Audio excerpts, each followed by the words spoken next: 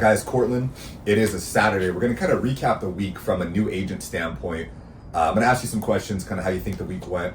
So this is actually an amazing week that we've had, probably a record-breaking week now that I think about it. We'll do all the numbers today. We had one of our guys, Billy. Guy is 68 years old, and he was up, what did he do, 78 or something? Yeah. 7,800. We had Jacob over 89. Myself, I had a record, well, not record-breaking week, but it was the biggest week in a while that I've had. It was like 11.4. 11.4. You did a little over 3. Yep. So we had a lot of people that submitted some good policies this week. Why do you think it was so well, actually? Why do you think the week went like that? I think it's more of a buy-in thing. Everything's starting to click more. We've already kind of been going through the trenches of everything. So as far as like going through like the struggles and stuff like that, we've already started to get over that hump. Now it's just applying everything that we're learning and just getting better every single day. So I think this week was a week of, I think the last couple of weeks were like the weeks to go through all of the hell. And then now it's actually everything's starting to click now. So Absolutely, yeah. And so Cortland's been with us for about 2 to 3 months, right? Right in between. So guy's brand new to the insurance industry. I've been doing it for a little bit over 2 years. Even myself, I feel like I'm still somewhat new, but Cortland is brand new. And the way this guy's catching on is crazy. And even to understand that it's like you have to go through hell to get here. It's the buy-in, etc. All the things that people usually avoid, and they just talk about, oh, well, there's a better lead. Oh, their objections are great. They're a great salesperson. It's like, yes, that's what's at the tip of the iceberg, the thing that you see, but oftentimes what's below the surface is actually what's driving the ship. So the main question or main focus for you guys watching this is that when you're in business and when you're starting, especially in the insurance industry, what is driving the ship? Is it your skills or is it your work ethic and your ability to actually stay disciplined? Because oftentimes I just got off the phone with one of my agents 10 minutes ago and we're talking about that. And I'm like, bro, right now you know enough. He's been here right about the same time, maybe a little bit less as Cortland. I said, you know enough about the applications. You know enough about insurance that you can present the policy and you can get some help, family's help. But you're not, because you're not putting in the actual, the work, the discipline. And he's like, okay, how do I stay engaged and wanting to do that? I said, well, bro, every day I would wake up and I'd play some sort of motivational video on YouTube. And I have a background for over 5 years in neurolinguistic programming, so teaching all about the mind, and I still know the importance of that cheesy motivation. And so he said that, he's like, yeah, bro, I feel like a lot of that stuff is very cheesy. Like, I would think that it was cheesy to do that. And I said, yeah, here's the reality, bro. Most people do. They think that, oh, I already know that, or that is cheesy. They don't do it. The successful people, oftentimes, you're gonna find they don't have some crazy skill set that you don't have necessarily. They have an ability to sit there and work, the discipline to keep going. And it's all the stuff that I hate talking about because I want to teach the fancy mind principles and the identity level, what's going on at the subconscious. And before we can even get there, you have to have a solidified base of your consistency and your work ethic. The cool part though with insurance is that every single person can do that. You don't need a skill to do that. So you can come here, someone like him, which he's doing, been in here for less than 90 days and passing up a lot of people because he can just sit there and go. He's here all day, every day, just making it happen. He's not afraid of the work. If you think about it, if you're a man, if you're an adult at all, and you're afraid of doing the work or you want it easy, you're not meant for business. You're probably not meant for sales, definitely not entrepreneurship. Get a W-2 job somewhere.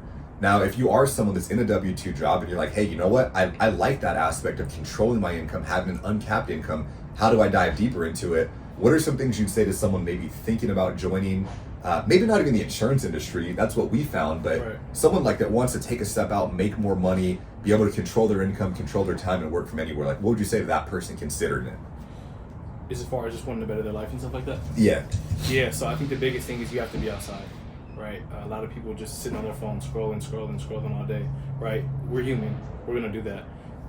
But if you're really looking to take your life to the next level, especially starting into a new year, you should be outside at every single event, right? You should be at every event. You should be in every person that you see that's successful, that's doing something that looks interesting to you. You should be in their DMs.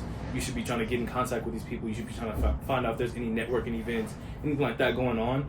I met Cody at the gas station, so just being outside, bro, not being scared to be able to walk up to him, hey, bro, what do you do, right? What is it that you do? How can I come join and learn more, right? And I would say definitely look at learning to a skill. You need a skill. You need a high-paid skill. Big facts. So with that, I'm going to be biased for sure, but I think even if I didn't do this, I'd see the relevance and I'd be able to see the objectivity, just the direct fact of it, that sales and communication is one of the best high-paying skills to learn, because it applies to everything. Exactly. It applies to everything. You don't even got to be some crazy salesperson, but if you can communicate more effectively at an interview, you're going to get the job, even if that person's resume is better. You might be the best looking person in the world, but how come you've noticed that people that often get their dream guy or girl are not the best looking? They're communicating their value to that person. Facts. That's going to go so much more than just your looks ever will. And so in a position like this where you can learn sales, and what I was doing before this industry is I was teaching high ticket sales. So I ran a coaching and an NLP business where people would pay me large sums of money. By the grace of God, I was able to command a pretty decent amount based on the brand that I built. People would pay me to teach them how to sell more effectively.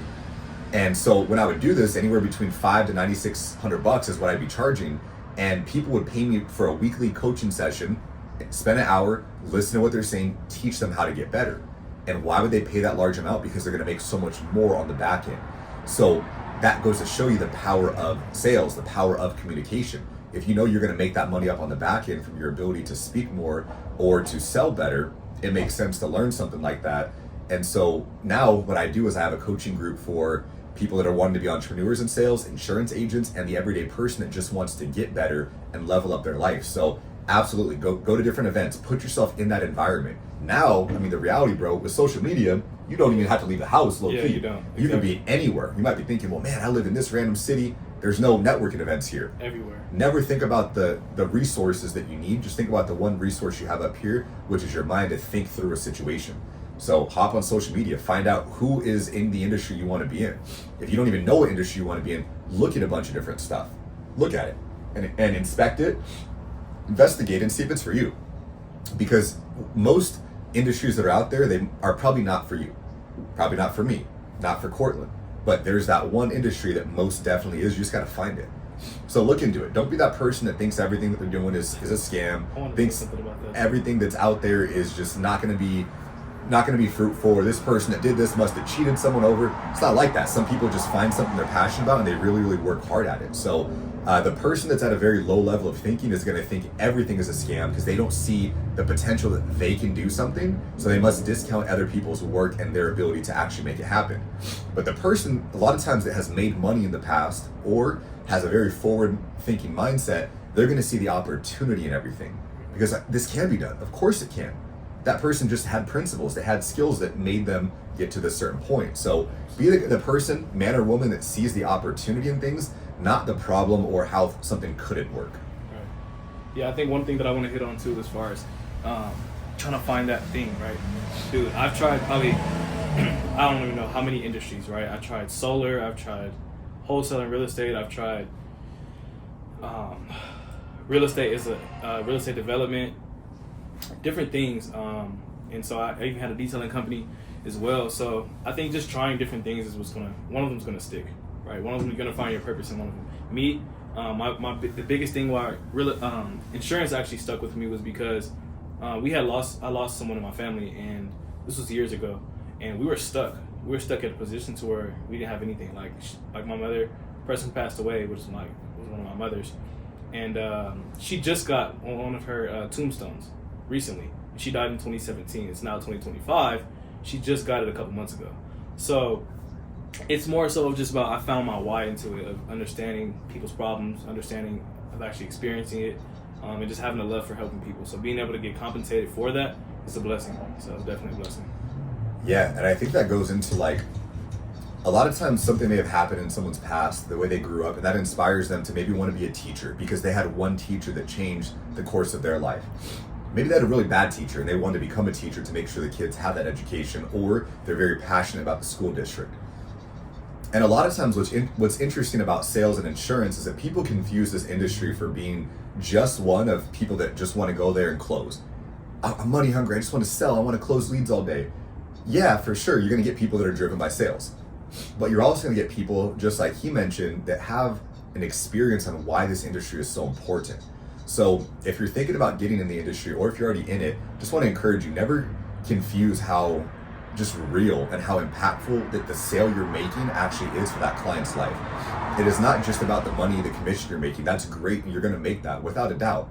But focus on helping the client, focus on their story, and focus on the fact that if they don't get it, like their family's probably going to have to do a GoFundMe. And that's why I can sell so passionately, because I believe that you want it, you need it, and you need to take care of your family. The person doesn't want it, they're going to tell me, but they need it. Most times we just have to show them what happens if they don't have it, or how much they actually do need it.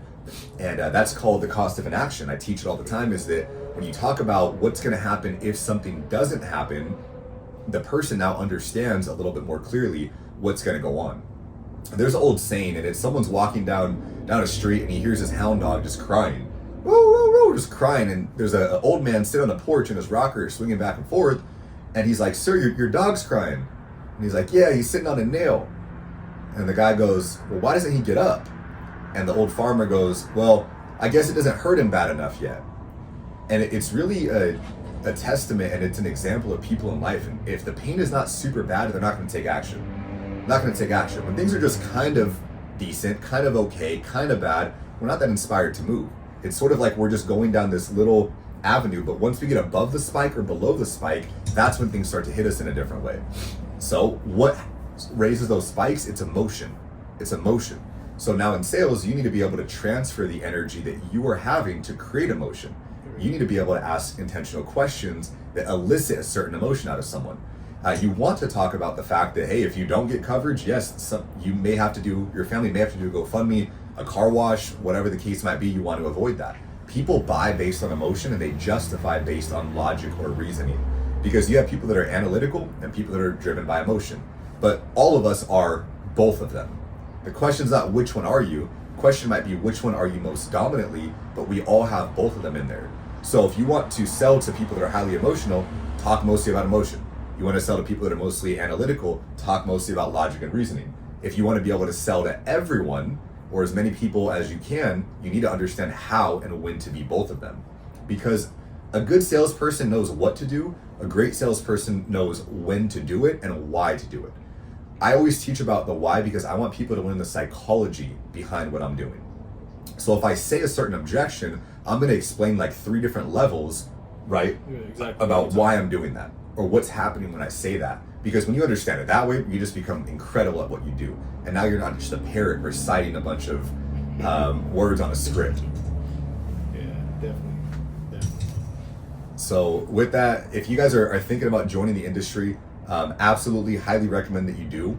If it's something that you think you can actually benefit from and you're going to put the work into, or else it's not worth your time. If you guys want to learn more about what we do here specifically, we're a broker. We have a ton of different insurance companies to work with. Our agents have leads, they have a higher compensation, and we teach them how to actually build a business. Not just how to sell, not just how to recruit, but how to build a full holistic business where you understand the selling principles, the building principles, the leading principles, and overall structuring your business to be profitable. So if you want to learn more about that and just be an agent or build a business, reach out. I'll have my info in the description here. And any questions you have, even if you're with another company or you're just thinking about it, shoot them my way via email or on Instagram, and I'm happy to give you whatever sort of insight I can. Have a great day, guys. Peace.